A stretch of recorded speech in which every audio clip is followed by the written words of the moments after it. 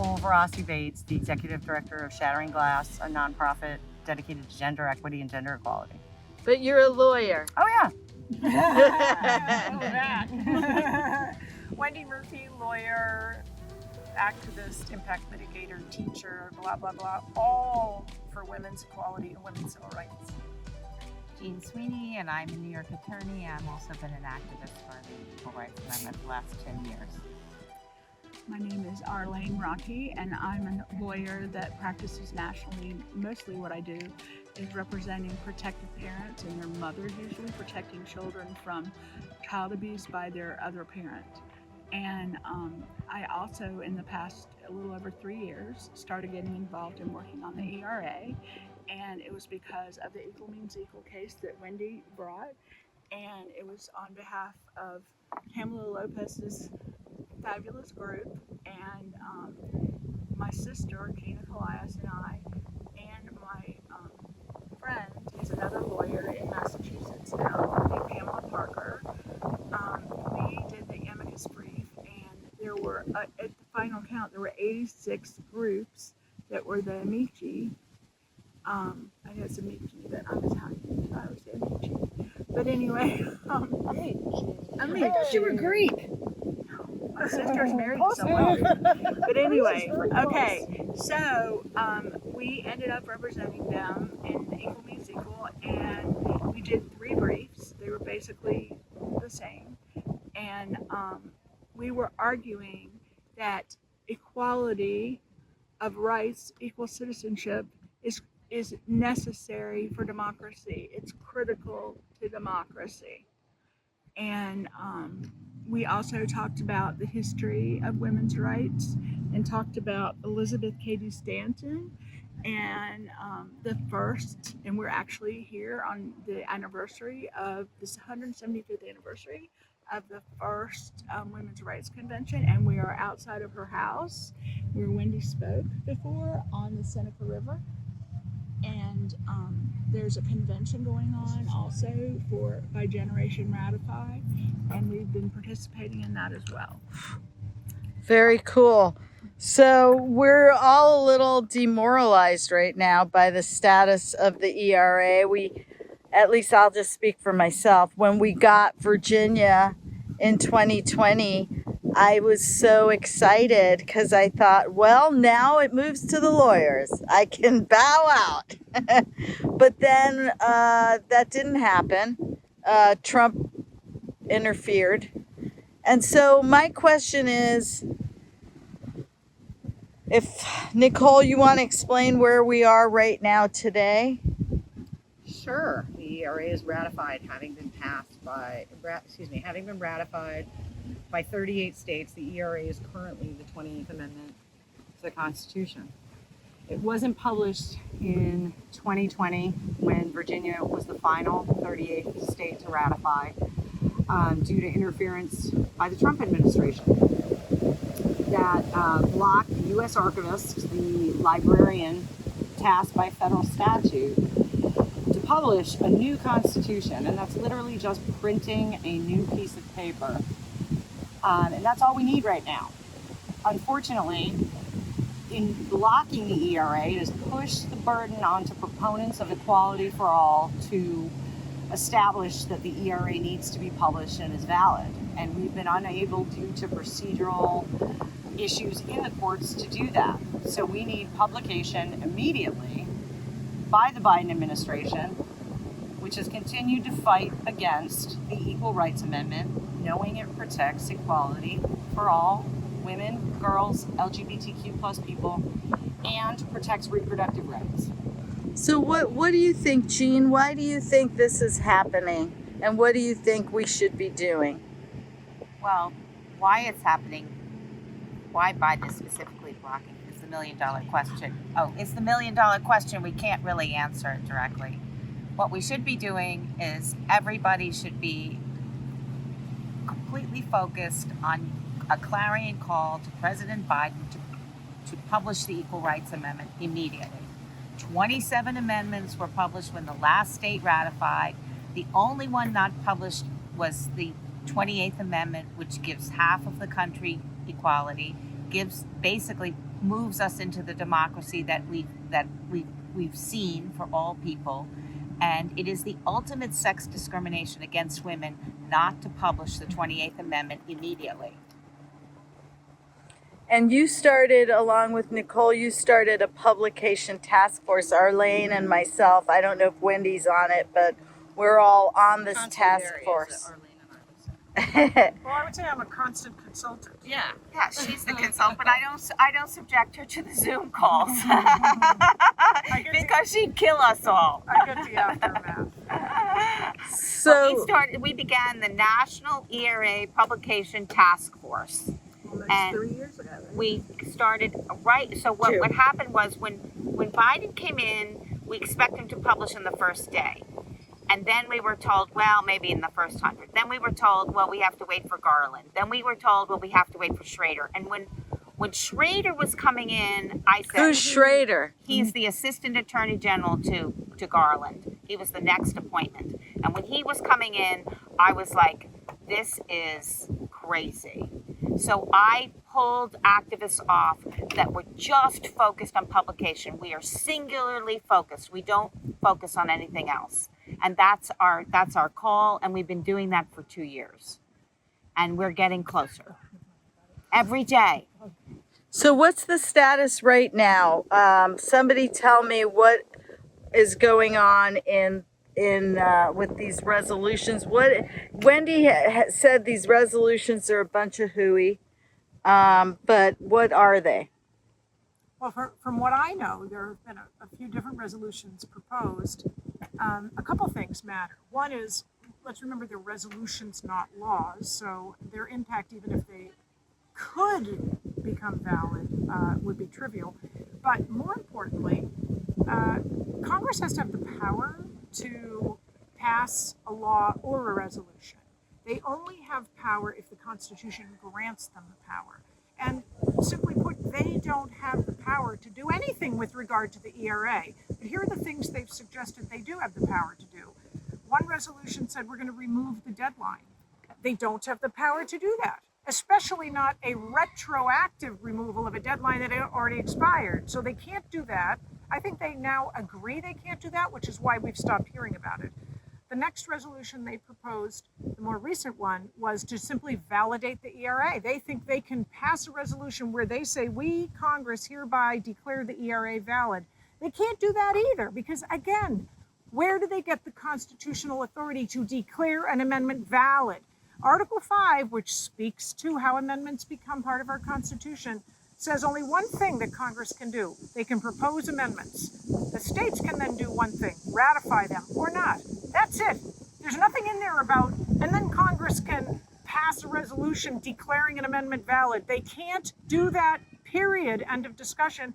And one of their other resolutions proposes to require the archivist to publish. Well, first of all, we don't need Congress to pass another thing about why and when the archivist should publish, because we already have a federal law that mandates the archivist to publish. But they're not publishing, so what do we do about that? What I'm saying is Congress can't pass a law telling the archivist to do their job.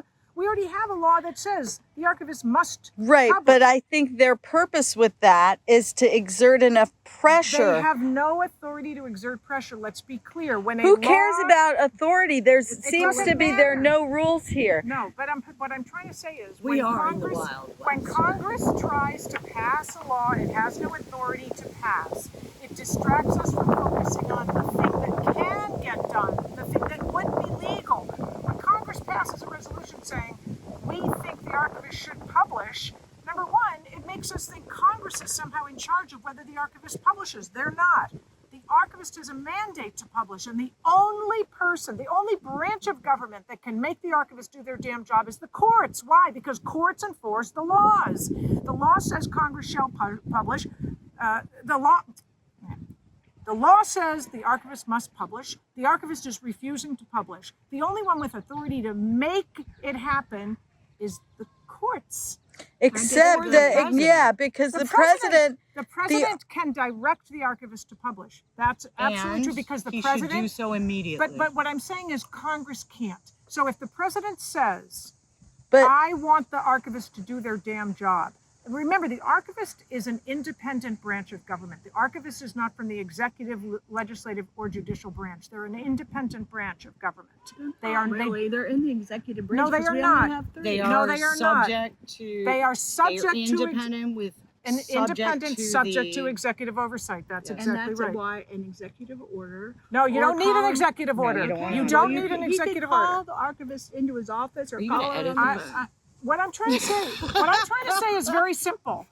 The law says what it says, and when laws are disobeyed, courts can make agencies and government officials do their jobs.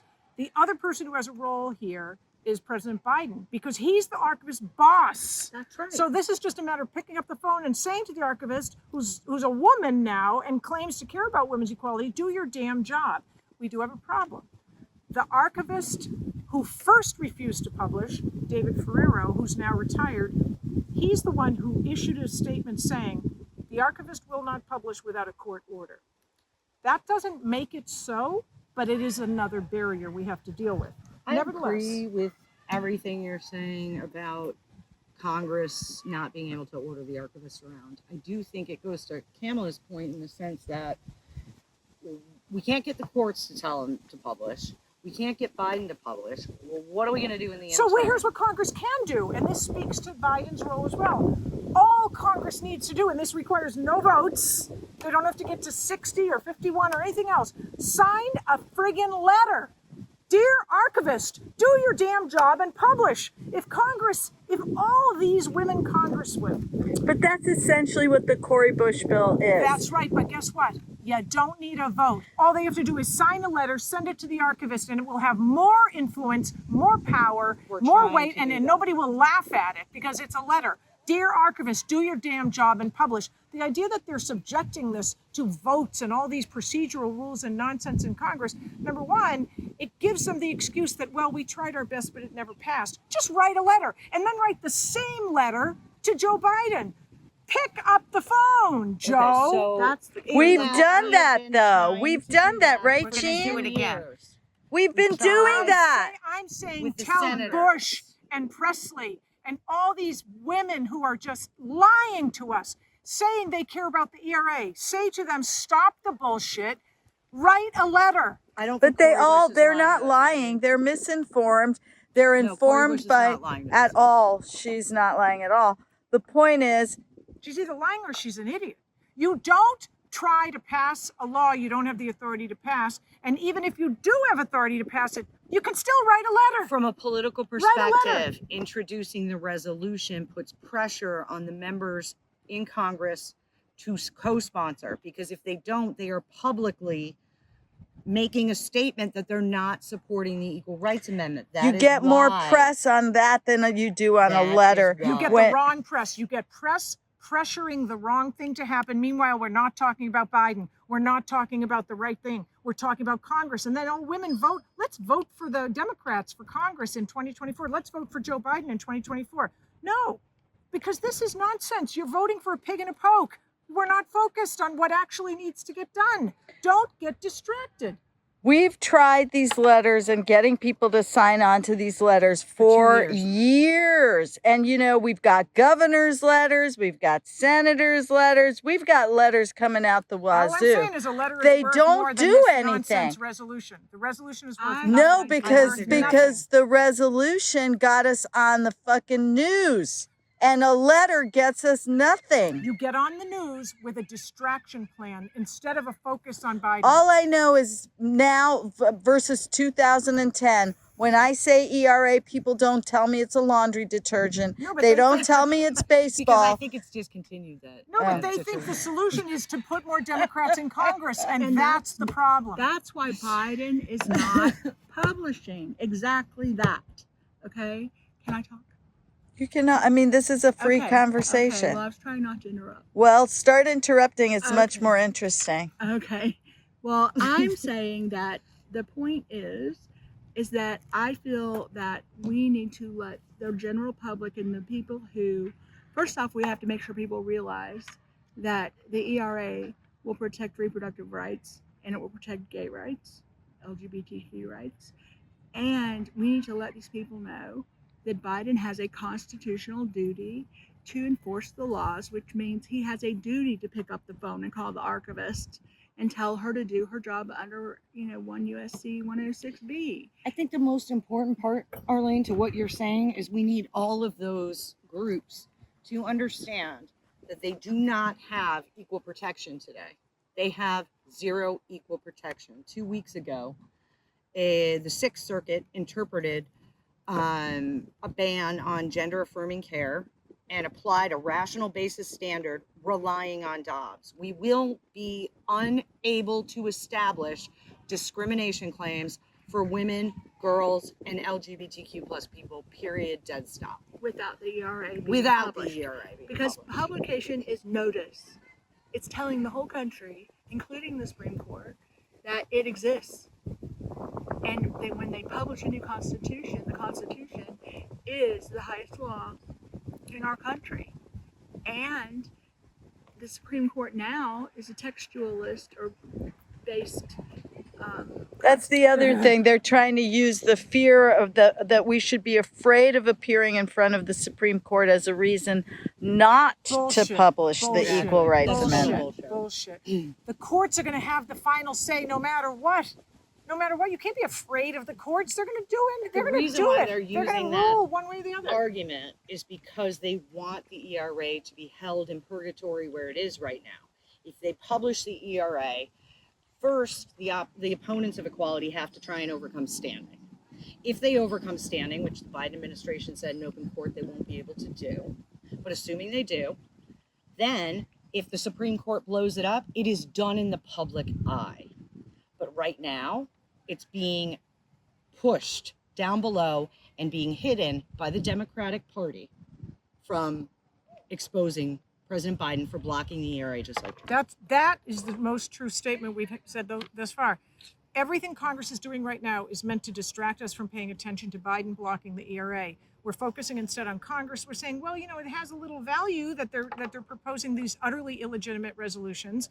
So we say, oh, thank you. You're calling attention to it. No, you're distracting our attention from the only thing that matters. We ought to be uniting, mobilizing politically. This presidential campaign, 2024, is a unique opportunity for us to unite as 170 million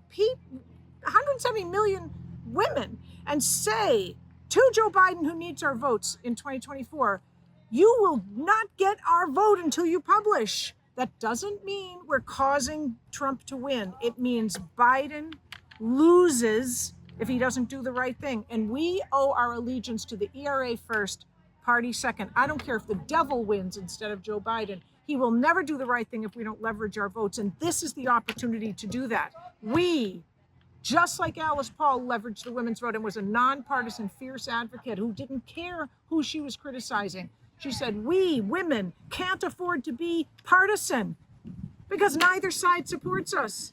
So I agree with that. I agree with that. It's just that they hold the purse strings. They hold the power.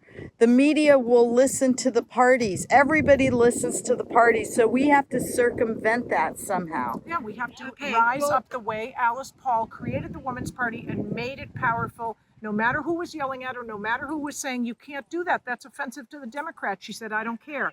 She got so much shit for being nonpartisan. And every time she said, I don't care. My allegiance is to women.